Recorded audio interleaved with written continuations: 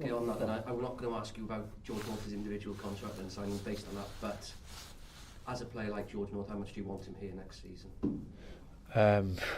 We want all the best players we can have. George North is an exceptional talent. He's come through our region. We've supported him and we've developed his skills. He's not played for another side either, so we're desperate to keep hold of him.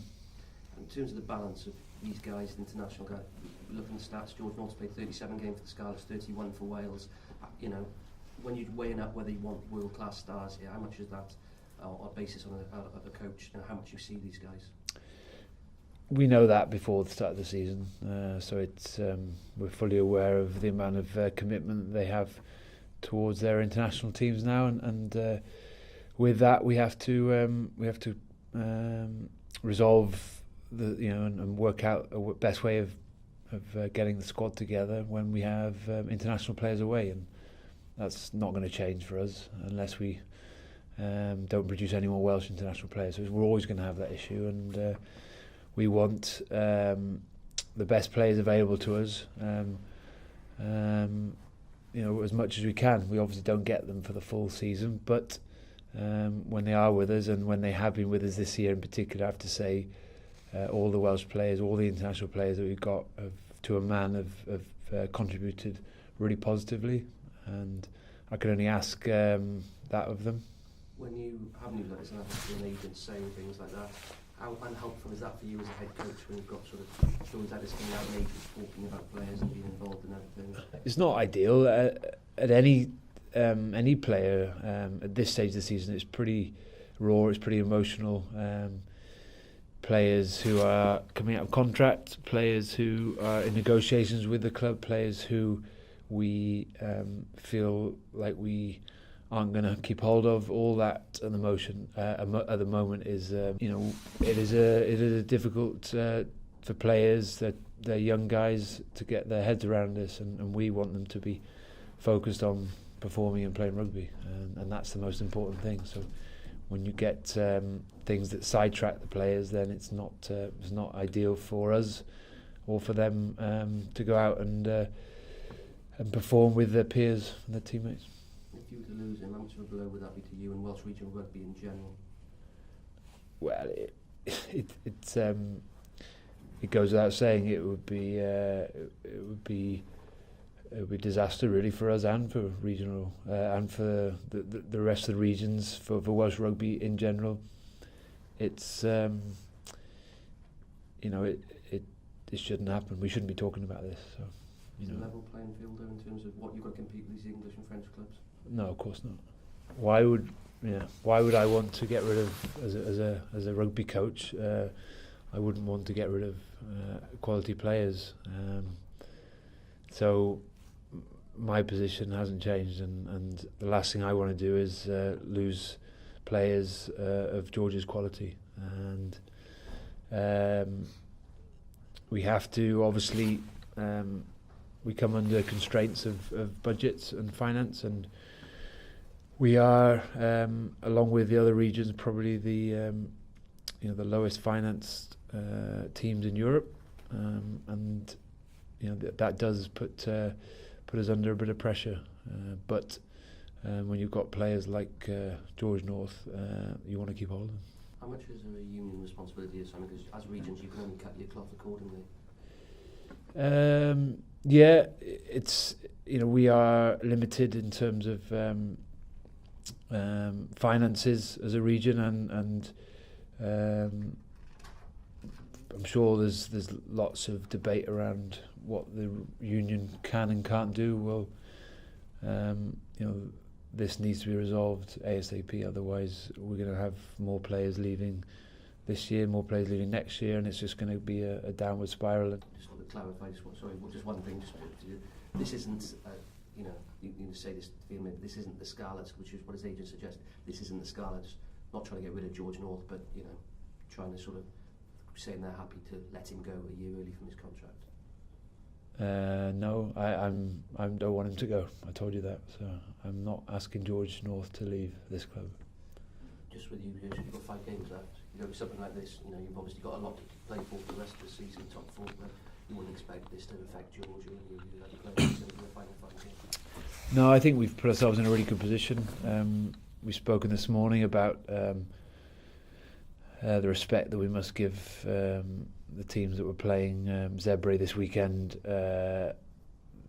They've lost a lot of games this year, but they don't lose by many points, and they pushed sides recently very close. So we have to be really focused on our job in hand, and probably as players, as coaches, what goes on outside of that is out of our control. We can control what goes on in the training environment, in the playing environment, and everyone, all the players, coaches are focused on keeping our position in that top four. Who's available for you this weekend? Who's come back into it? We've got there's only 3 players that won't be involved: George, John, and Ken Owens. How difficult is they obviously coming down off the high and they're coming back in terms of the regional? How have they been? Have you seen? They're good, yeah. I met with them all this morning, and they're, I think what's nice is that they've come off the back of a great 4 games in the championship, but also they saw our boys working hard and putting themselves in a good position for their return. So I think it's a healthy bit of competition, but also they're coming back to a good environment where there's a real possibility of getting ourselves in the playoffs and winning something. So I think that is a real incentive for them to come back, and you know, they've been given a few days off this week, chance to recover and you know, put that Six Nations to bed, and then look forward to the remainder of the season with us. If you just look through the fixture list and did a sort of football pools panel thing, you're in the top 4. Do you look ahead at all, or do you... It's been obviously disrupted the last couple of weeks because we've had the 2-week break, which we've not been used to because of the LV Cup. So it's nice in one sense to get the lads to have a bit of downtime, recover mentally and physically, but also stay fully prepared for Zebre and the Dragons. And then we have another mini break or a week off, and then we've got to prepare for the last 3 matches. So slightly different for us because we haven't been used to that. Zebre and the Irish sides and the Scottish sides are all have those LV weekends off, so during the season. So they'll be slightly more used to those periods where they have a bit of time where they don't play week in, week out. And we've hopefully managed that reasonably well with the players, and hopefully we'll see the response on Friday night. Be a fixture that you pretty much have sat down and begged to be given the situation you're in with the games you got next to go. Well, I just think it's in our control, so that's, you know, you can only ask for that, and then it's up to us to go and follow through with that. And we could be playing other sides in the top 5 or 6 where we can take points away from them. You know, we've only got Glasgow, who are in the top 4 at the moment. We play them near the end of the season, so if you look at it on paper, yeah, it looks okay, but you still got to go out and get the results, and that's it's a bit of a cliche, but that is the only priority for us, is taking each game as it comes and making sure that we prepare as we would do for any game, and know that it's still in our hands.